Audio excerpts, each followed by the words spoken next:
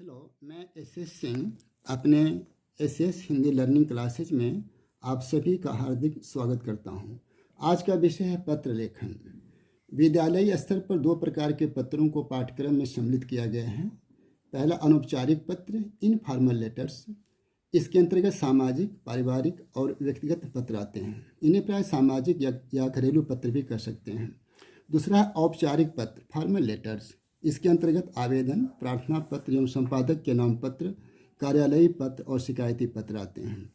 अनौपचारिक पत्र के अंतर्गत जिनसे हमारा व्यक्तिगत संबंध होता है, माता पिता और परिवार के अन्य लोगों तथा मित्रों और निकट संबंधी, इनके पास लिखा जाता है। औपचारिक पत्र जहाँ कोई निजी संबंध नहीं होता है, इसमें कथ्य संदेश ही मुख्य होता है। इनमें तथ्यों और सूचनाओं पर अधिक महत्व दिया जाता है। यह प्राय प्रधानाचार्य के नाम, आवेदन पत्र या प्रार्थना पत्र के रूप में, कार्यालयी तथा शिकायती पत्र एवं संपादक के नाम पत्र लिखे जाते हैं। औपचारिक पत्र और अनौपचारिक पत्र दोनों क्लास 6, 7, 8, 9, 10 में सम्मिलित किए गए हैं। 6, 7, 8 में इनका स्तर कम होता है, बहुत इजी टाइप आते हैं, लेकिन 9, 10 में संपादक के नाम पत्र आते हैं, किसी समस्या को लेकर आते हैं। जिस तरह से औपचारिक पत्र क्लास 6, 7, 8, 9, 10 में है, वैसे अनौपचारिक पत्र इनफॉर्मल लेटर भी क्लासेस 6, 7, 8, 9, 10 CBSE कोर्स और AB और दूसरे बोर्ड में दिए गए हैं। प्राय पत्र लेखन के फॉर्मेट को, प्रारूप को लेकर काफ़ी दिक्कत पड़ती है, संशय बना रहता है।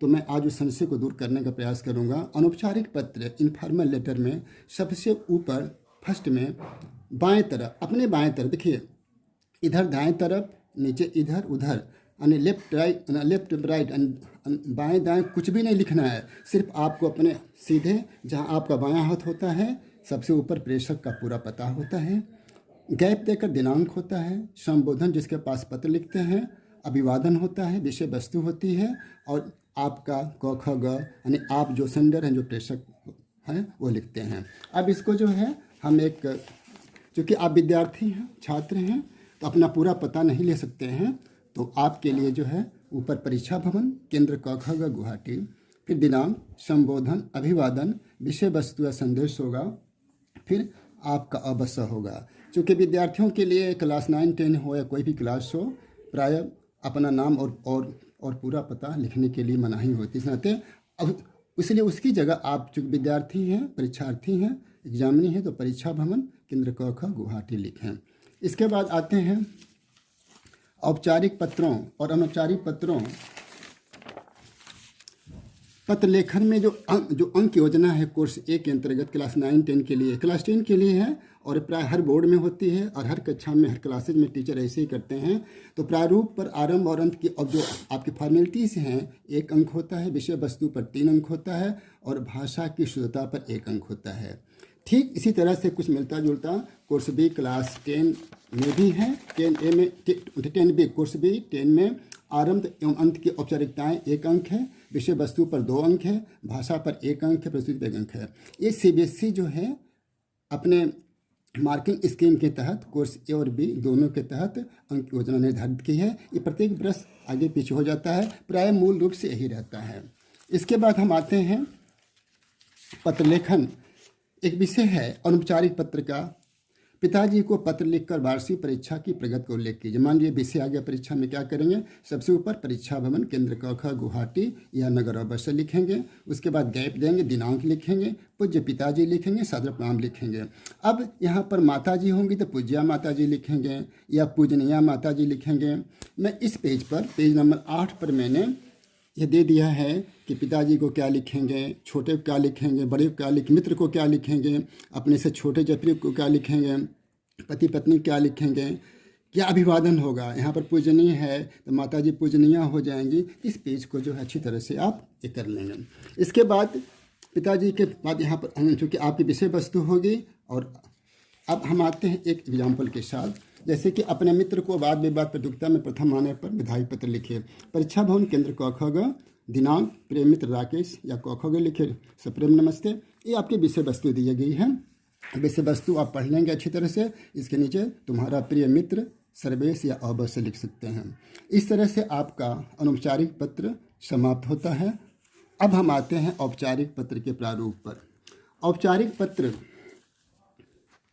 अब औपचारिक पत्र के प्रारूप पर आते हैं। सबसे पहले प्रेषक का पूरा पता, थोड़ा गैप देकर दिनांक, फिर सेवा में जिनके पास आप पत्र लिख रहे हैं जो संबोधन का कॉलम होता है, फिर महोदया महोदया, विषय जो आपके प्रश्न में दिया रहेगा, विषय वस्तु पत्र को 2 पैराग्राफ में लिखने का कम से कम प्रयास करते हैं। धन्यवाद भवद्दी क ख ग। अब हम इस चीज़ को इस प्रारूप की तरह समझेंगे, क्योंकि आप परीक्षार्थी हैं तो परीक्षा में आपका नाम पता लिखना मना है, तो ऊपर आप परीक्षा भवन केंद्र क ख ग लखनऊ या गुवाहाटी कुछ भी दे सकते हैं। दिनांक देंगे, सेवा में मानिए पत्र लिखना प्रधानाचार्य के पास, श्रीमान प्रधानाचार्य महोदय और विश्वविद्यालय लखनऊ या कहीं भी। विषय आप चाहें तो नगर आवश्यक कर सकते हैं। विषय महोदय, सबने निवेदन है कि एक पैरा में फिर विषय वस्तु आएगी, फिर जो रिक्वेस्ट करेंगे, जो प्रार्थना करेंगे तो माननीय महोदय से, फिर धन्यवाद आपका ज्ञानकारी छात्र योर अलावा क्लास लिखेंगे। अब हम एक विषय के माध्यम से इस चीज़ को स्पष्ट करने का प्रयास करेंगे। अपने प्राचार्य प्रधानाचार्य को एक पत्र लिखे जिसमें खेलों के सामान की समुचित व्यवस्था का आग्रह किया गया है।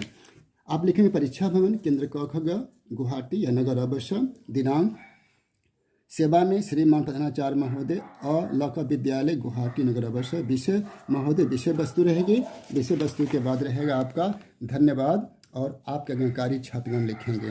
वैसे दूसरा पत्र है, कभी कभी क्या होता है ना, औपचारिक पत्रों में जो है आवेदन पत्र भी आता, आवेदन पत्र लिखने के लिए भी आते हैं। पहले आता था तो बहुत, तो यहाँ पर जैसे मान लीजिए, चूँकि यहाँ पर प्रश्न है बेसिक शिक्षा अधिकारी के प्राइमरी शिक्षक के लिए आवेदन पत्र लिखिए। यहाँ आपका परीक्षा भवन केंद्र क ख ग रहेगा, दिनांक रहेगा, सेवा में रहेगी, फिर विषय क्या चाहते हैं, प्राइमरी शिक्षक पद के आवेदन पत्र होगा, फिर महोदय निवेदन है कि यहाँ पर लिखा हुआ है। इसके बाद अपना सुकृत यहाँ दिया जाता है, नाम, पिता का नाम, माता का जन्म तिथि, जाति और जो भी कुछ कॉलम दिए गए हैं ये लिखना पड़ता है। फिर अपनी शैक्षणिक योग्यताओं के लिए एक कॉलम बनाते हैं, अस्थायी पता होता है यहाँ पर, परीक्षा को जो दिया हुआ है, इसे जूम कर लीजिए, जूम करके देख सकते हैं, स्क्रीनशॉट भी कर सकते हैं। फिर विषय योग्यता है, रुचि, अनुभव है, उद्घोषणा है, आवेदक हस्ताक्षर है, नाम है, दिनांक है, अटैचमेंट है। मतलब कभी कभी औपचारिक पत्रों में आवेदन पत्र के लिए भी आता है, कुछ बोर्ड में अभी भी आते हैं और CBSE में तो बहुत पहले आया था, अभी नहीं आता है, ये रहेगा। उसके बाद जो है संपादक के नाम भी पत्र आते हैं,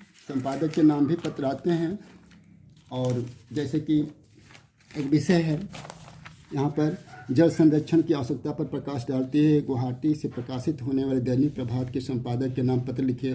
क्या लिखे, परीक्षा भवन केंद्र क ख गुवाहाटी कॉलम हो गया, दिनांक हुआ, सेवा में श्रीमान संपादक महोदय हो गया, विषय जल संरक्षण, फिर विषय वस्तु रहेगी, फिर धन्यवाद और भवद्दी अवश्य लिखेंगे। इसी तरह से जो यहाँ पर अब इस बात का ध्यान रखना है कि आपको यहाँ परीक्षा भवन चूँकि विद्यार्थी लिखना ही पड़ेगा, ये आपके पूरे पते का कॉलम होता है, जो आप प्रेषक होते हैं उसका होता है। तो आजकल एग्जामिनेशन में चूँकि अपना पूरा पता लिखना मना, इसलिए इसको लिखने का नियम है, प्राय इसको फॉलो करेंगे।